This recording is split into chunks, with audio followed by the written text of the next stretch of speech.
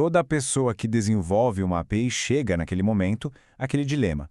Como é que a gente protege o acesso? A escolha do método de autenticação pode parecer só um detalhe técnico, mas, na verdade, é uma decisão que define a segurança e até a escalabilidade de toda a aplicação. E aí, as opções mais comuns que aparecem na mesa são essas três: Basic Auth, Bearer Tokens e JWTs. O problema é que uma decisão errada aqui pode levar a dois caminhos bem ruins. Ou um sistema que é complexo demais para algo que era para ser simples, ou, o que é muito pior, uma brecha de segurança que pode derrubar tudo em produção. Então, o nosso objetivo aqui hoje é justamente desmistificar cada um desses métodos. A gente vai ver como eles funcionam, para que servem e, claro, quais são os erros de segurança que simplesmente não dá para cometer. A ideia é sair daqui com mais confiança para fazer a escolha certa no próximo projeto. Ok, vamos alinhar uma coisa bem rápido, que é super importante. Autenticação e autorização. Muita gente confunde, mas é simples. Autenticação responde à pergunta quem é essa pessoa. Já a autorização responde o que essa pessoa tem permissão para fazer. Hoje, o nosso foco é total na primeira parte, provar a identidade. E o grande desafio que a gente enfrenta é que o protocolo HTTP, por natureza, não tem memória. Ele é stateless.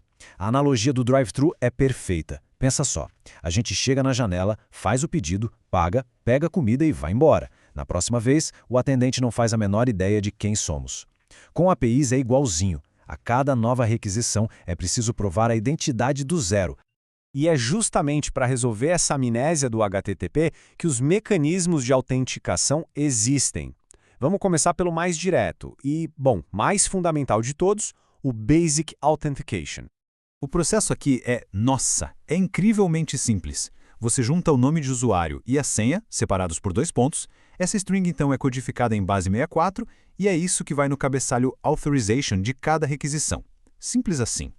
E aqui vem o ponto mais importante, que muita gente confunde. Basic C4 não é criptografia, é só uma codificação. Pensa num papel de presente. Ele embrulha o conteúdo, mas qualquer um pode rasgar o papel e ver o que tem dentro.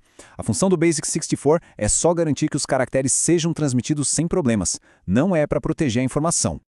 Essa simplicidade toda, claro, tem um preço. O maior problema é que as credenciais são enviadas em toda santa requisição, o que aumenta muito a exposição. Usar Basic Auth sem HTTPS é como gritar a sua senha no meio de uma praça lotada. E ainda tem o risco dessas credenciais ficarem salvas em logs de servidores ou proxies. Então, quer dizer que Basic Auth é inútil? Não, de jeito nenhum. Ele tem o seu lugar. É ótimo para ferramentas internas, para um ambiente de desenvolvimento local ou para uma comunicação bem simples entre 2 serviços numa rede privada e segura. Fora desses cenários, já é hora de procurar alternativas mais robustas. E é isso que nos leva à nossa segunda opção, os Bearer Tokens. E aqui é importante quebrar um mito. A palavra bearer, que significa portador, funciona como um envelope. Ela só diz entregue isso a quem estiver segurando, mas não revela nada sobre o que tem dentro do envelope. O que está dentro do envelope é o token. E um tipo muito comum é o chamado token opaco. Pensa nele como um código de ticket de chapelaria, sabe? Um número aleatório que, por si só, não diz nada. Quando o servidor recebe esse ticket, ele precisa ir até um banco de dados para checar de quem é esse ticket, ainda é válido. A vantagem aqui é óbvia. A senha não fica passeando pela rede o tempo todo. Mas a desvantagem também é clara. Cada requisição exige uma consulta no banco de dados, o que pode virar um gargalo de performance. E isso nos leva à pergunta de $1 milhão. E se o próprio token pudesse carregar a identidade do usuário, eliminando essa necessidade de consultar o banco de dados toda vez? A resposta para essa pergunta tem nome e sobrenome: JSON Web Token, ou, como todo mundo conhece, JWT. Ele é a solução autossuficiente projetada exatamente para isso. Um JWT é como se fosse um crachá de identificação digital. Ele carrega as informações dentro dele mesmo e é dividido em 3 partes, separadas por pontos. A primeira é o cabeçalho, que diz qual algoritmo foi usado para assinar. A segunda é o payload, que são os dados em si, o ID do usuário, as permissões, etc. E a terceira, e mais importante, é a assinatura, que funciona como um selo de autenticidade. Certo, agora atenção máxima para um detalhe que pega muita gente de surpresa. O payload, aquela parte com os dados do usuário, é apenas codificado em Base 64, igualzinho no Basic Auth. Ele não é criptografado. Qualquer um que interceptar o token pode ler o que está ali. Por isso, a regra de ouro é: nunca, jamais, em hipótese alguma, coloque informações sensíveis como senhas ou dados pessoais no payload de um JWT. E aí que a mágica da assinatura acontece. Ela garante que o JWT seja a prova de autoderação, mas não privado. Pensa só, se alguém tentar mudar o ID do usuário no payload, a assinatura se torna inválida na hora. O servidor vai tentar recalcular a assinatura, vai ver que não bate com a original e vai rejeitar o token. A integridade é garantida, mas a privacidade do conteúdo não é o objetivo aqui. Colocando os dois lado a lado, a gente vê a troca claramente. Tokens opacos exigem uma consulta no banco, o que os torna stateful, dependentes de um estado no servidor. Em compensação, são super fáceis de invalidar. Já os JWTs são verificados com pura matemática, são stateless, mas revogar um deles antes da expiração é bem mais complexo.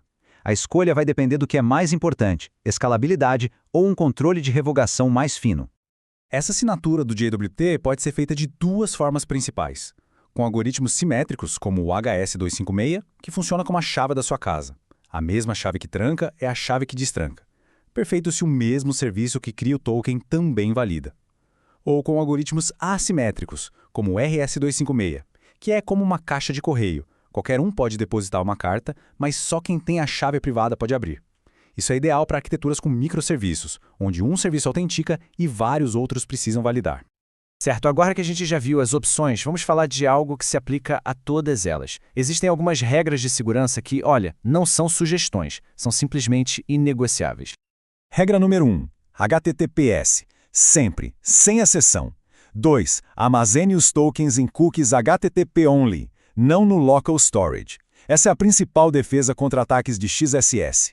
3. Tempos de inspiração curtos para os tokens. Pense em horas, não em semanas. 4. Não invente a própria criptografia. Use bibliotecas consagradas e auditadas. E 5. Para quem usa JWTs, sempre especifique qual algoritmo de assinatura o servidor deve esperar. Isso evita uma classe de ataques bem conhecida. Vamos reforçar esse ponto do armazenamento porque ele é crítico. Guardar tokens no local storage é como deixar a chave de casa debaixo do tapete. Qualquer script malicioso na página pode pegá-la. Já os cookies configurados como HTTP only são inacessíveis via JavaScript, o que protege contra XSS. Adicionar o atributo SameSite ainda ajuda a mitigar outros tipos de ataque como CSRF. A melhor prática aqui é bem clara. Ufa, cobrimos bastante coisa.